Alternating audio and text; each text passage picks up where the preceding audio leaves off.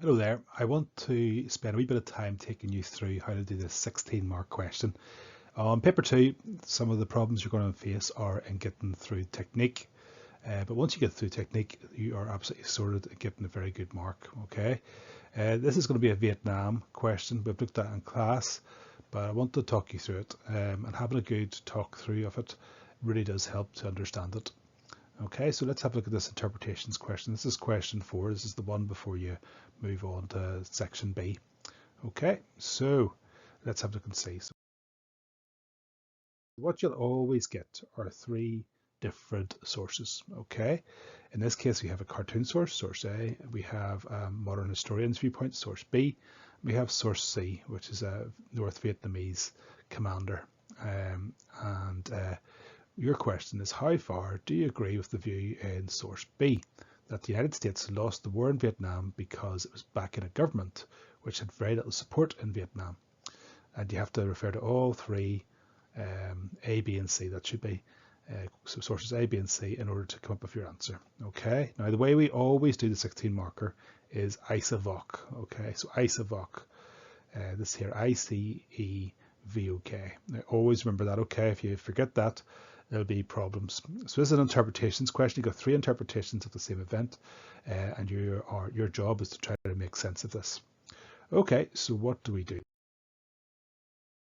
Well, we go to the first one. The first one is always going to be the source that's in the question. Okay, so in this case, it is source B. Now, I have no idea why they don't make it the first source, but anyway, it's source B in this case. Okay, so it's a modern historian writing about why the United States lost the war in Vietnam, and it says the United States was defeated not because it used the wrong tactics, but because it was backing a government which had very little support in South Vietnam.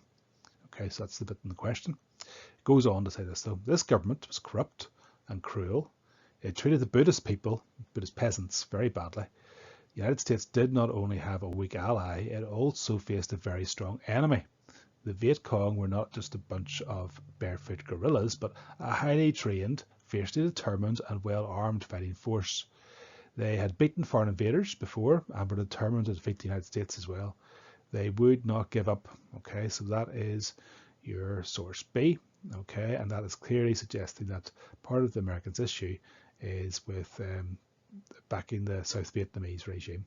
So what do we need? Well, we need to start off with our I. Okay, our I is just working out the interpretation and how we agree with it. Okay, so does that source agree or disagree with the view? Well, in terms of this one, we know that it is the view that we're actually looking at. So all you need to put for this is source B agrees with the view the United States lost the Vietnam War due to backing a government which had very little support in South Vietnam. So just repeat that, okay? And you're definitely making an assertion, okay? So obviously it agrees because that's the question. What you need to do now, though, is look at the content, okay? So the content, we need to pick out parts of the content here that are useful in backing that up, okay? So what do we have in terms of looking like the South Vietnamese government was actually very little, had very little support? Well, this is what I can say, okay? You've got the fact that it says it was corrupt, it was cruel. It suggests that they treated the Buddhist peasants very badly. It describes the South Vietnamese government as a weak ally, and it says that it actually faces a very strong enemy who were highly trained, fiercely determined, well armed, and who had already beaten foreign invaders before and were determined to beat the United States as well. So that's all very useful in terms of the content of that interpretation. So we need to try to then next to actually explain the view of that. Okay, and to explain the view, you need to go and see who's written this. So in this case, the person who's written it is a modern historian. Okay, so what might that have? What effect might that have in the particular view? Well, an historian is always, nearly always anyway, meant to be objective. They're meant to be impartial, just looking at the facts, looking at the evidence, and come up with like some suggestions. So source B holds this particular view as it's from a modern historian. It would be expected to be objective in their views and take the evidence available from all sources into account. This prevents the views of those who are fighting on the ground. This prevents the views of those who are fighting on the ground and may represent a biased viewpoint. Okay. So yeah, the people working on the ground might be American, they might be North Vietnamese, they might be Chinese, they might be Soviet, they might be American. They might be Western, so they'll all have their own bias. But a historian, a good historian, should actually not have that form of bias. Okay, right. So that there explains that part. Now you need to go and actually work through your own knowledge. This is important, very important. Okay. So what do you know from the source that backs it up? Well, I know the source is partially correct. The United States backed the government of South Vietnam. It was unelected. It had that leader, Diem, who you all should know. He was deeply unpopular. He was a Catholic in a Buddhist country. The Catholic religion in Vietnam are associated with the French colonialists, the old rulers of Vietnam, who were a minority, but hated amongst the Vietnamese.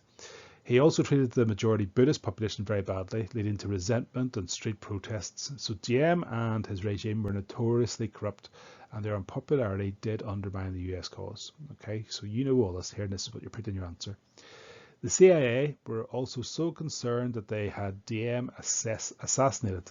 Okay, Vietnam never had a vote on reunification, as the United States actually thought this may actually lead to the whole country, North and South Vietnam, becoming united and becoming communist.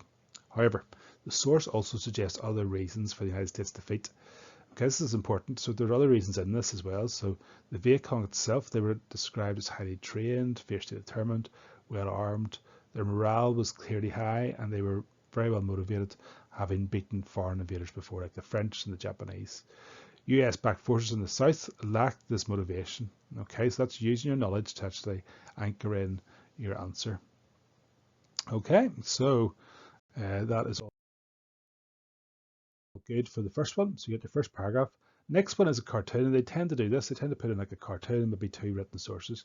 So this cartoon, it's quite hard to see here, but it's a British cartoon. It's published in 1969, and it's commenting on President Nixon's Vietnam policy. And you can see two horses, okay? One is called No Surrender, and the other one is called Vietnamization. And Vietnamization clearly seems to be struggling, okay, it's on its knees.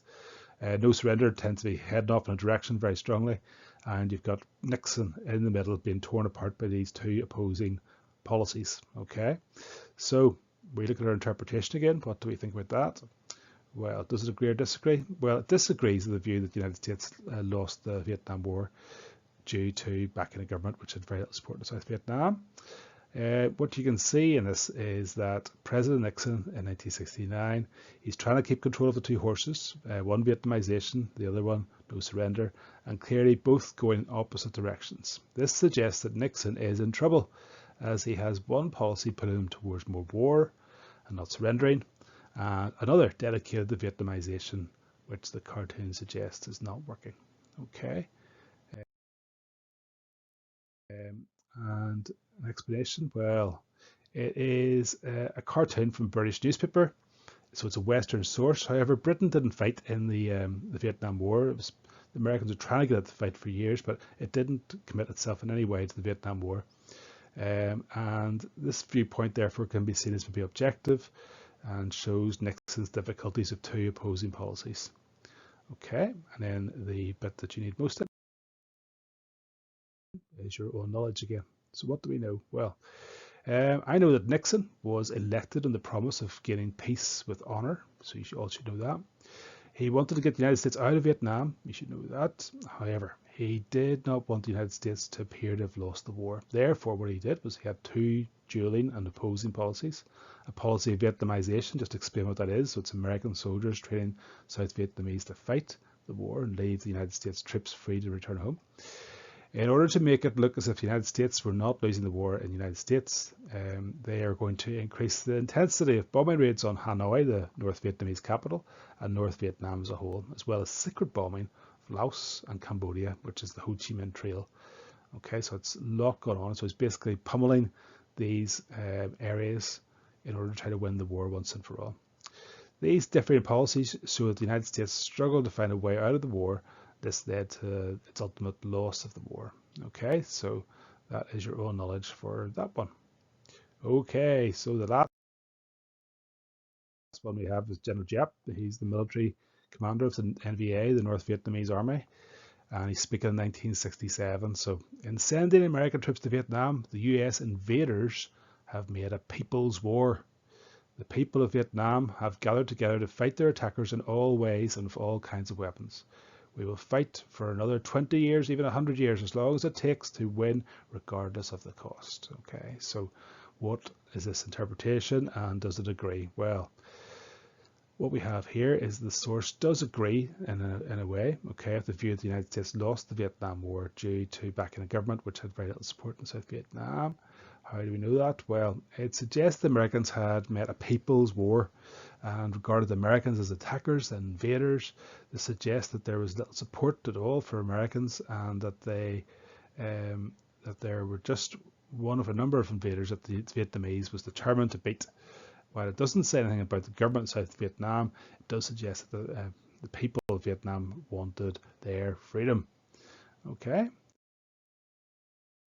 so a bit of the explanation of the viewpoint. So you can see it's very clearly from NVA viewpoint. So it's the commander of the NVA, North Vietnamese Army, General Giap, and this therefore means his view is going to be biased and in favour of the communist regime, limiting its overall objectivity. Objectivity just means, like, you know, lack of bias, fair, in the middle, okay, objective.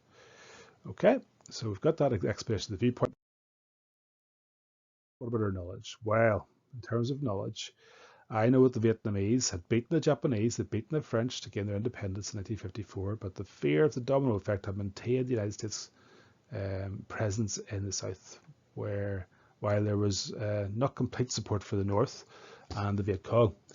The American tactics of often indiscriminate attacks using napalm, using Agent Orange, managed to turn many Vietnamese away from the Americans.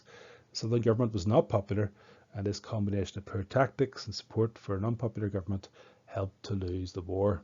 Okay, and that is your own knowledge for that. So, what